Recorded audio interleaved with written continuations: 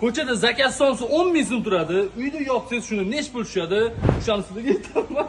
Bugun iftorligiga og'aynilar uchun o'zim somsa yopib bermoqchi edim. Shuning uchun yangi tandir zakaz qilib, bozorliklarni ham o'zim qilib keldim. Ishni piyoz to'g'rashdan boshladim. Shunaqa achchiq ekan, ko'zlarimni ocha olmay qoldim. Keyin og'aynimni yordamga chaqirdim. Somsa yopish bunaqa qiyin ishligini bilmagan ekanman. Xamir yoyish bilan tandirni tayyorlash o'zimiz ekan. Ayniqsa somsani tugish bunaqa qiyin bo'ladi deb o'ylamagan. Yopishtirguncha qo'llarim tugun bo'lib qoldi. Shuning uchun uyda ayollarni ham yordamga chaqirdim. Birpasda hammasini qoyillatib tashlashdi. Tandirga somsalarni joylab, endi zo'r o'xshyapti deb o'yladim. Somsalarim tandirda ochilib ketsa bo'ladimi? Uni to'g'rilayman deb qo'limni ham kuydirib oldim. Qo'lim kuygani mayli, somsalar ham kuyib ketishni boshladi-yu. Shuning uchun qolgan somsalarni duxovkaga tiqib qora qoldim. Hamma o'zini ishini qilgani yaxshi ekan. Ko'chadagi somsa 10 ming so'm bo'lsa, lekin menga bu somsalar 15 ming so'mdan aylandi. Lekin siz uyda qilsangiz, bu somsa 5